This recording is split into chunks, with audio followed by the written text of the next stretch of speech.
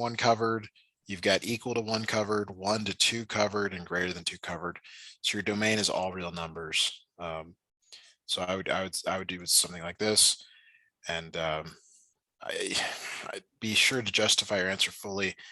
That's a bit hard here because it's what we just did, but it's somehow verbalizing it, saying there's no places where the function is undefined. Or no interval, we should say. So even though when x is 0 with the 1 over x, is that still okay? So yeah, all right. Okay, so this instructor's doing that. Yeah, so yes, let me actually back off this. It's a little more rigorous than I'm used to. Okay, let me reset here. All right, we actually do need to look at those functions. You're right. So 1 over x is undefined at x cannot equal 0. So that's excluded from the domain. You're right.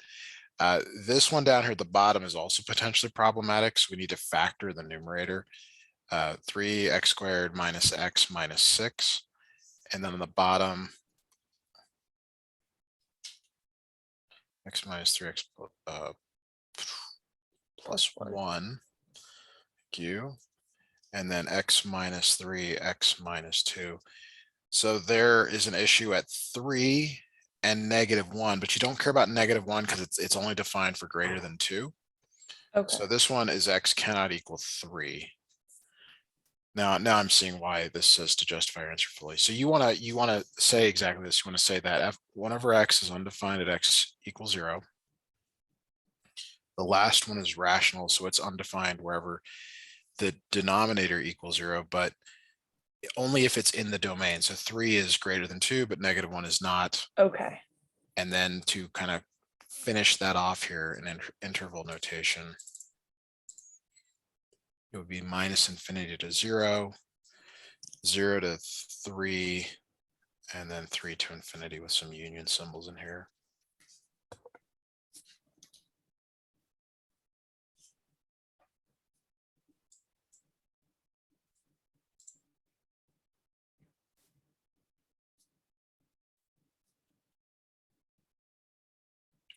Let me know when I can move on to part B. Yeah, you can move on. That makes sense. Thank you. Okay. All right, so I'm going to grab the function again, and then I'll grab part B. It says asking if it's continuous everywhere.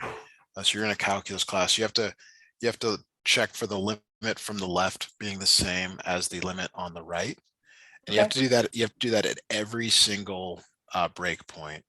Sorry, I'm trying to get my next snip in. So you have to check it at left of 1 and right of 1.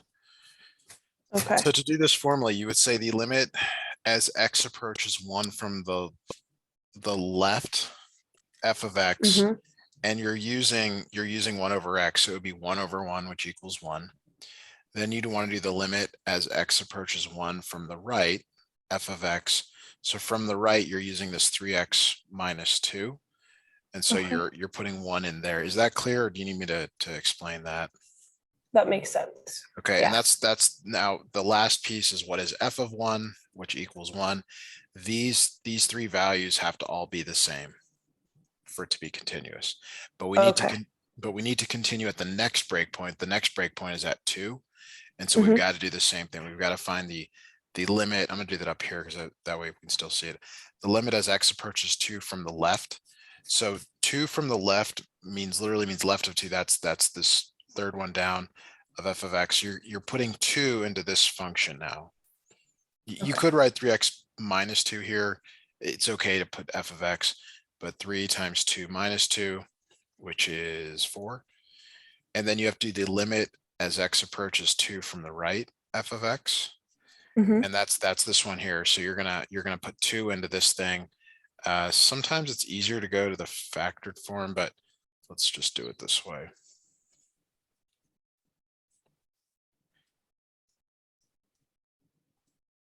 Okay. So that's what we got here. We got 4 times 3, that's 12. 12 minus 6 minus 18 on top. 4 minus 3 on the bottom. So we get 6 minus 4 over minus 3, so that's 4/3. would check that. But so it is not continuous everywhere because there's a problem at 2. So we would stop here because these aren't the same. Just check that 4, though. That's 12, 6, 18. Sorry. Ooh, that's bad. 6 minus 12 over, nope, that's good. Minus 12 over minus 3 is 4. So that's good. And then f of 2, you would use this 3x minus 2 as 3 times 2 minus 2, which is also 4. Okay. So that one does work. So the answer is yes, it's continuous everywhere. And your work is everything I just showed, maybe a little bit more orderly than that. Yeah. In Okay. full disclosure, I was not prepared to do this lesson. I'm pretty tired, but I'll be able to help you tonight. I just mentally I'd sort of said, okay, I don't have any more tonight. And you Oh, I'm got sorry. I apologize no, about that. I'm glad to help. I would have conserved energy throughout the day if I was going to do another one. But is that Oh, okay for? yeah. No, this is great. It's more like you don't have to write it out perfectly. I just want to make sure I'm understanding it like as you go through it. So what you're doing is great. Cool. You know what? We have to leave out. I can't even believe it. So we did all this work for the domain and we excluded that here. So it is not continuous also at x equals 0 but that's excluded from the domain. But we want to say that because that 1 over x doesn't work there. So we'd also want to indicate that. And then we also have a problem at x equals 3 from the domain exclusion. And Okay. that next question actually leads to it. This it says, is f continuous on its domain? Mhm. It's interesting. It's almost like we just did part C. Yeah. But really B, you have to check those edge points wherever there's a breakpoint, like at 1 and 2. So the work for C appears to be much of what we already did. Okay. That's why it's saying here, include the formal definition of continuity, which is the limit from the left equaling the limit on the right equaling the functional value. And that's the Yeah. one-sided and two-sided limits. Yeah. So what we did, I guess, if it were me, I would put the work down for C, what we just did for C. And then if it asks if continuous everywhere, you would say, probably this is probably all it wants for part B. Okay. If I had to guess, because it's just a little odd. Okay. That makes sense. All right, and let's move to part D.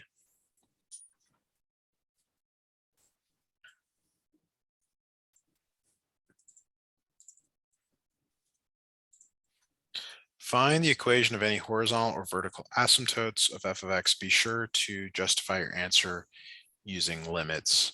I also want us to graph this when we're done with this problem so you can see it, so we can just confirm these things. But if we go back to the function here, help to answer this. So when x is less than 1, which if we were to make just a really rough sketch, when we're looking left of 1, the graph looks like this. So see how it approaches y equals 0? That's a horizontal asymptote in this case. It also approaches 0 on the right, but the problem is this 1 over x is not defined there. It's only defined for less than 1. This last one produces a horizontal asymptote at y equals 3. It's the ratio of the leading terms. Yeah. And so it does something. I don't know whether it comes from above or below, but y equals 3 is the other one. So there's 2 horizontal asymptotes in this problem. The vertical asymptotes, there's one at x equals 0 because that's where it's undefined, and 0 is in that domain. And then there's also one, well, actually, I'm gonna have to scroll up here real quick. We did the factored form of this. Okay, so see how the minus 3's cancel those factors? Yeah. Where they cancel is what's called a hole. It's not a vertical asymptote. There might be one at -1, but -1 is not in the domain of this. So it looks like this, there's the only vertical asymptote is that one there. Now where it says be sure to justify your answer using limits, you have to show the limit as x approaches 0 from the left, f of x, which is 1 over x. And if you need to, you can write this way: limit as x approaches 0 from the left, 1 over Yeah. x. It approaches, so from the left, it approaches negative infinity. Infinity. Okay. Yep, going, because it's going down forever. Limit as x approaches 0 from the right, 1 over x approaches positive infinity. Yeah, and because they're different, that is the definition of a Yeah. vertical. But it's not the only one, because they actually could approach the same value. Like there's the possibility where they 1 over x squared looks like this. It still has a vertical asymptote at 0. They just approach the same value. Okay. And then how do you show for the horizontal asymptotes? There's no, okay. So yeah, you got to do that too. Wow, this is really a rigorous course. So you have to do the limit as x approaches infinity, and you would use that last one there, 3x squared minus 3x minus 18 over x squared minus 2x minus 3. And there's kind of the calculus way to do this, which is you divide the top and bottom by the highest degree power. So you would actually divide every term in the numerator by x squared and every term in the denominator by x squared. Have you seen that in class? Yeah. Okay, that's generally an exam question. So in the numerator, you get 3 minus 3 over x minus 18 over x squared over the bottom 1 minus 2 over x minus 3 over x squared. And then usually you have to write off to the side somewhere the limit as x goes to infinity, x to the n equals, I'm sorry, 1 over x to the n equals 0. And the reason you need, that's got to be there is because it tells you that this becomes in the numerator 3 minus 0 minus 0 over 1 minus 0 minus 0, which equals 3 over 1. Okay. Now in your like pre-calculus classes, you would just say it's the ratio of the leading term, but this is how you do it officially in calculus. Okay, got it.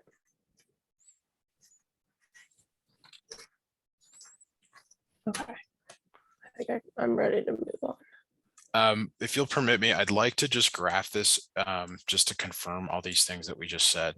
Yeah. I'm gonna share that screen, but let me new share. Sounds good. I know you probably can't use this on in your class and test or something, but it's really useful for just studying.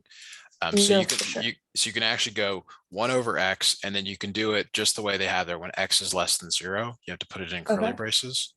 Let me pull up to the next one. 1 when x equals 0. Sorry, let me get that. So that's just an ordered pair when x equals 1.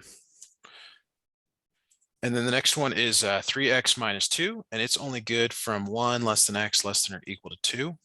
And then our last one here is 3x squared minus 3x minus 18, x squared minus 2x minus 3.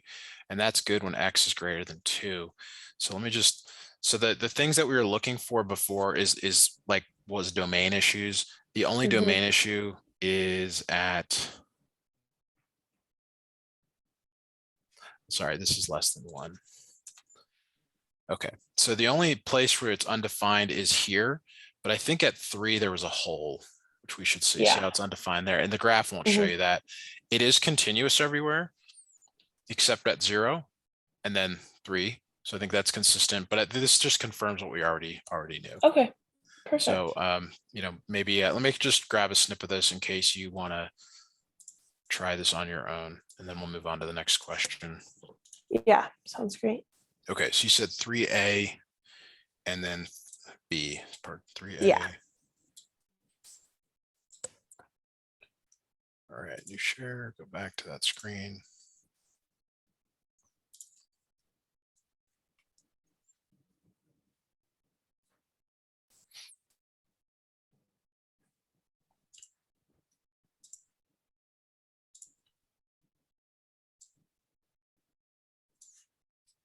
All right, so here's 3a. It says Suppose for a given function g, we know the following piece of information. We know that at two it's 4, Mhm.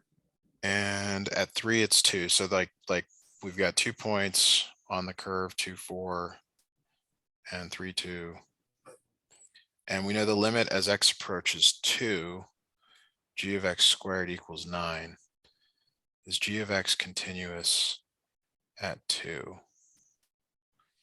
So I think you're supposed to there's some limit properties that you're supposed to have like reviewed from class, Mhm. which is that if you know the limit as x approaches 2, g of x, let's just say it's a number at the moment. Yeah. The limit as x approaches 2, g of x squared.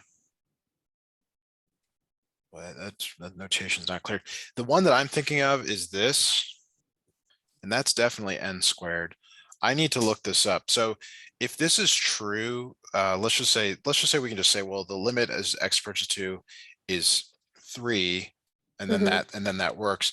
The problem is that it's not continuous at 2 because the limit approaches 3, not 2. Okay. But I'm not, and I sort of think that is the way they're going here, but I need to look this limit rule up. Basically, the limit at 2 has to be the same as the output at 2. If the output at 2 is 4, then it doesn't work Mhm. because they need to be the same. Okay. So let me just quickly look that up.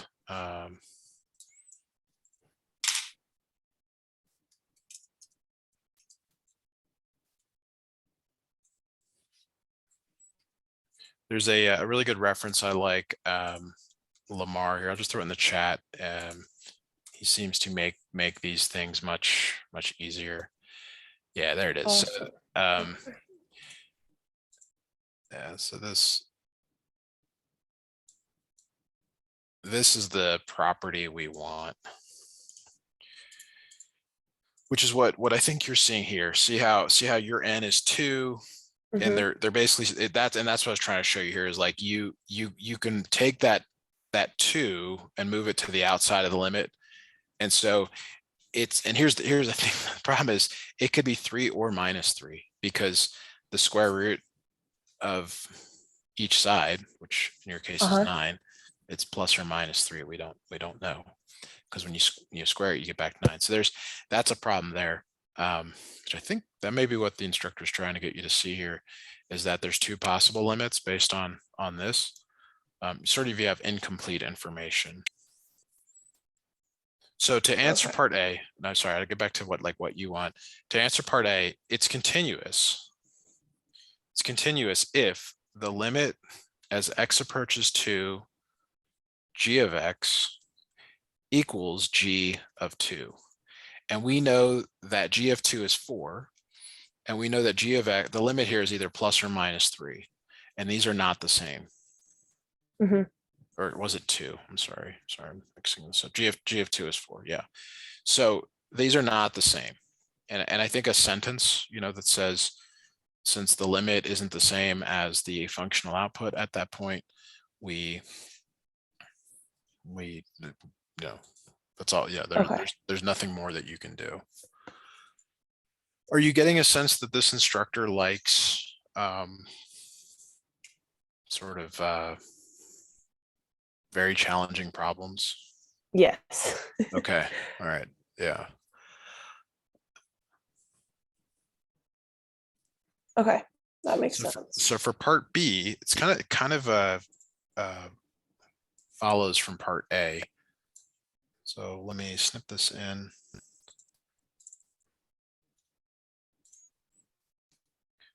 All right. And again, the knowns that we have, the only thing that we have to go off of is this right here that we saw in the previous problem. Mhm.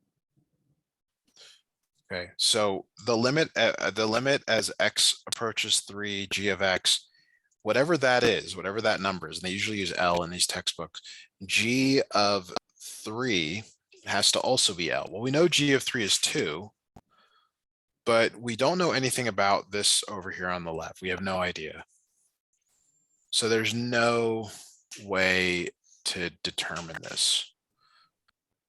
We don't have a function. We don't have anything around it to tell us what the curve looks like. Do you see something that I'm not seeing in this? I don't think so, because that's what I was getting confused about was I just felt like I didn't have any information Yeah, to this do is anything with. it's an obscure question because normally they give you a function or they give you some other things where you can kind of like, if they say Mhm. like, oh, the function, like the slope between 2 and 3 is, or they give you an equation where you can figure out the slopes, you can figure out what it is. We don't have that. We just know something about it at 2. Yeah. So to go back to this graph here, it's either got a slope of 3, like the line has a slope. Well, you're not even there yet, but yeah. So let's leave it at that. You're moving into derivatives, but you're not yet there. So I would say that if it's not possible because we don't know the limit g of x as x approaches 3, and this information on the right isn't useful because Okay. it tells you information at 2 at x equals 2, but not 3, which is really what we Hmm. need. Okay.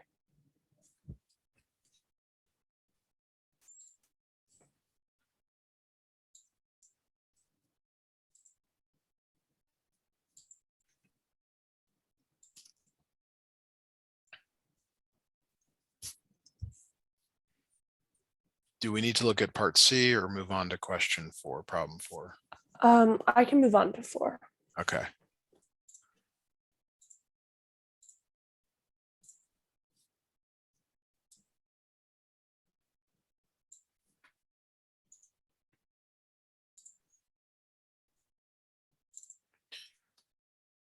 All right, find the real numbers a and b so that the following function is continuous.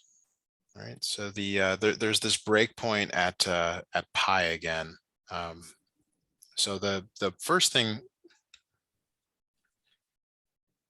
we're going to look at, okay, so constructor keeps doing something weird like this.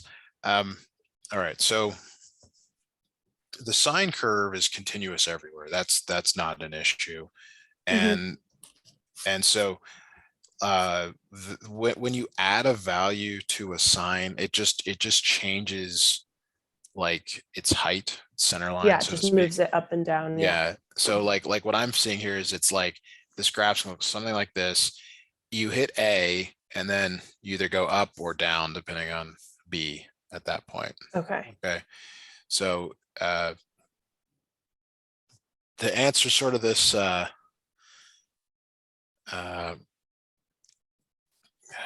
why is continuous everywhere not just pi? Okay, so like the typical thing that a student would do here is figure out how to make sure it's continuous at pi, but you Hmm. have to say something about when we get a and b, you're going to have to say that sine is a trigonometric function that's continuous everywhere. Bx plus 1 is a line that's continuous everywhere.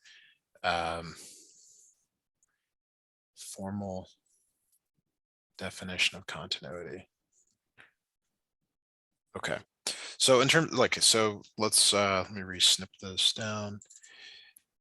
All right, so the general strategy here is you plug in the pi in for x. Okay.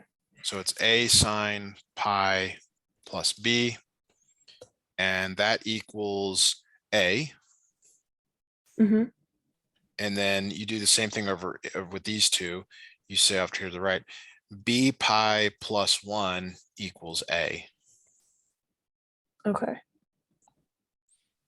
And so the sine of pi, that's the big one here. How's your knowledge of trig?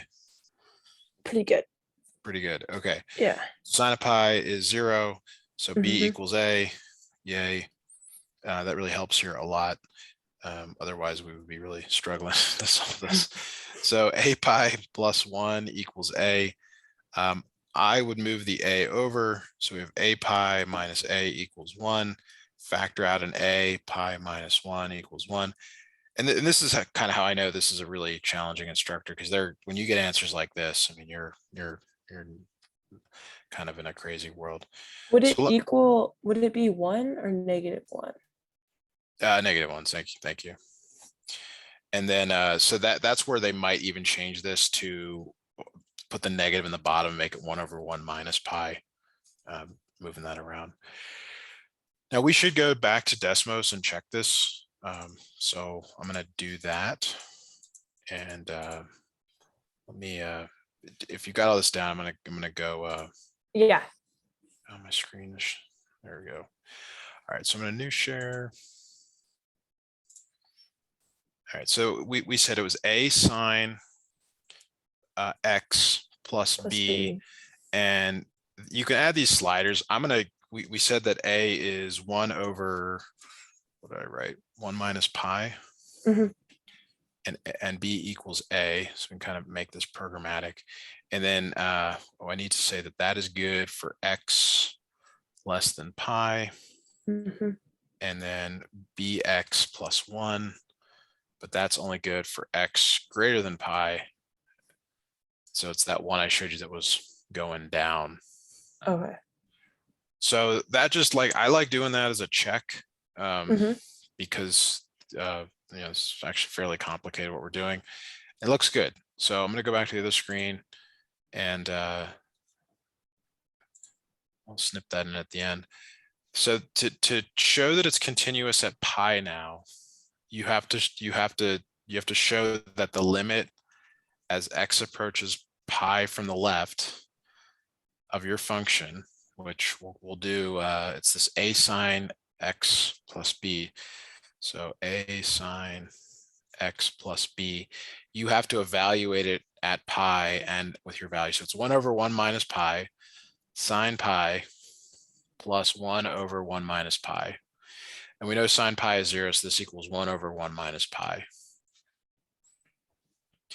Then we do the limit as x approaches pi from the right, which was the b x plus 1.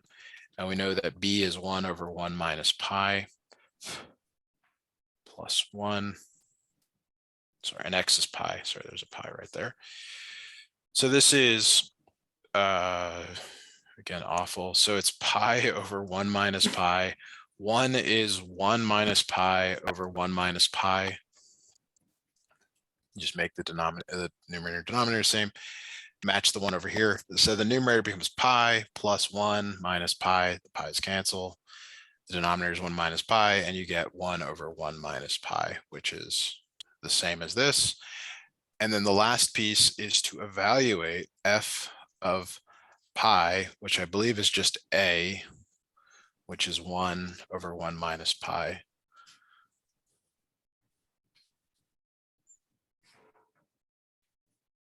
Okay. Huh. And that proves that it's continuous At pi. at pi. Now, to do it everywhere, that's where I'm sort of like, well, I've never really thought about proving why sine is continuous everywhere. I think I can just state that it's continuous everywhere and Yeah, not have to I mean, explain it. and the same thing for this line. You can say a line is continuous everywhere because it's a polynomial, smooth, it's different. So there's these other things that we can't get into, like sine is differentiable, which means it's continuous everywhere. But Mhm. you don't know that yet. So I'm not sure how you're supposed to answer the same thing with bx plus 1. It's differentiable, which means it's continuous everywhere. So I'm sorry, I can't give you more. That's okay. Like I'm looking right now on the internet, like how do it's like when you look at a triangle, it's a triangle. You don't really, Yeah. then you get to geometry, you got to prove it's a triangle. So I don't know. All right, so we got some time left. Are there other questions? Some of the things you'd like us to go through on this assignment, or? Um, I think that's all I had a question about. Oh, actually, there's one other question that is not in this, but I did want to just see how to do it. Sure. Can I just read it out? Is that easier? To like is- write it down, or should I just I'll like send a try. picture of it? I'll try writing it down. Okay. If I can't get it, you'll have to send a Okay. picture. So it's limit as x approaches 1, and then the function is f of x is like in it, so it's f of x minus 4 divided by x minus 1 Like this. equals 5. Yeah. Okay. And then you have to see if the limit as x approaches 1 exists. Okay. And this is all in parentheses. Yeah. Okay. All right. So this is you're just breaking this apart. So it's limit as x approaches 1, f of x minus limit x approaches 1 4 over limit x approaches 1 x minus limit x approaches 1 of 1. You can move the negatives in if you want. Mhm. And this is supposed to equal 5. So on the bottom, when it's nice and smooth and continuous, which you don't have to prove in this problem, you can just that becomes 1 on the bottom. Okay. On the over here on the right, that's where it's problematic. You get 0 here. Okay, and maybe that's as far as you got on this. Yeah. Okay, so then the other approach here is you multiply the top and bottom by the conjugate of x plus 1. So that becomes 1. So there's another way to do this when you know calculus that I can't tell you because it wouldn't help you because you got to show your work here.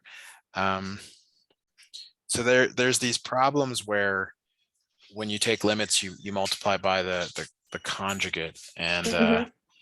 I guess trying to see how this helps here. I can do a little bit of calc stuff because some people have already taken calc in this class. So I think she assumes that we might know a couple things.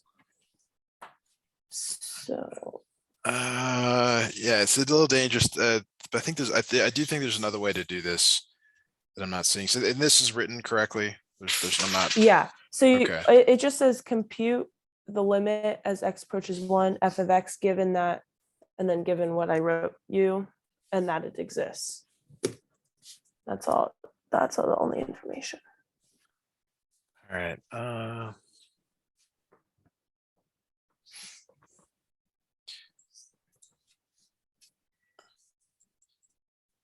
So there's this technique that you might have seen in some problem sets where you like you would multiply the top by f of x plus 4 and the bottom by f of x plus 4. Normally it's in the context of like square root of x minus 4, not like this. So that on the top gives you f squared x minus 16. And then on the bottom, you have this awful thing, x minus 1 times f of x plus 4. But what's supposed to happen is somehow there's going to be a cancellation here, which I'm still not seeing. This one we could take out and make it squared minus 16. I don't see how that's going to work. Is this like a in class question, or is it a book question? It's like a challenge lab question. Yeah. Well, I'm very challenged right now to give you much more on this. The other direction I was going is I realized it would not work, but because there's this this famous guy L'Hopital's rule. You have what's called an indeterminate form on the bottom, and so we would be able to take the derivative of the top and the bottom. The derivative of the top is f prime. Unfortunately, bottom is 1, and that actually doesn't help us here. So I realized that wouldn't work. Yeah. So you have this issue with indeterminate form. The other option is to multiply by x plus 1. but that gets you x squared minus 1 down there. I'm just going through the variations here. So it could be f of x plus 4, x minus 1. We go x plus 1. Why would that help? That gets you x squared minus 1. And then this awful thing up here.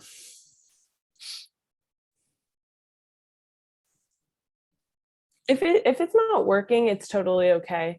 Because I think she said she would post them tomorrow, so I can just like look at it tomorrow. Yeah, I mean, I'm curious. I just, this is so far from being useful, but yeah, you're going to get some pretty tough questions in this class. So yeah, so again, just like what I'm thinking of is like, sometimes they give you these problems like square root of x minus 3 over x minus 3, and they ask you for the limit as x approaches 3. Okay. Or I'm sorry, let's do 9. Sorry, this is the wrong one. 9 and then x minus 9 down here. And the technique, which you wouldn't know until someone tells you, is to multiply by the conjugate on the top and the bottom. Okay. Because on the top, what it does is it gives you x minus 9, and you have an x minus 9 on the bottom. Those cancel out, and it gives you this 1 over square root of x plus 3. And then you can actually do this to get then just a do number. 1/6. 1/6. Okay. And I was thinking, well, that's kind of what I'm seeing here, but there's something else that is, you know, I call it a non-obvious thing because it's obviously, clearly it's not obvious that you would do that. There's something you do here to transform this to get it where the bottom is no longer 1. Like you have to get an x minus 1 out of the top somehow. Okay. You know, I'm not even sure how to, you know, I mean, you can always do, see, there's things you would never do, but you can like add things to the top and the bottom that just, you know, to like make it more complicated, but somehow they work themselves out. It's something like that. Okay. I don't know. That's okay. No worries. I appreciate it. This is definitely not in Chegg either. If you got access to that, I just, this is so far out of reach. What else? We got some time left if you would like. I think that's it. So Great. I'm fine just cutting it early. All right. Well, if you ever need a lesson and you don't see a time available, please you know, text or call the phone number on the website or email me and just let me know, and I'll add it for you. I mean, looks like you're on the East Coast, so I can definitely accommodate, you know, earlier or later as needed. All right. Thank you, Naomi. It. You're welcome. Yeah. Have a good night. Okay, bye. Thank you.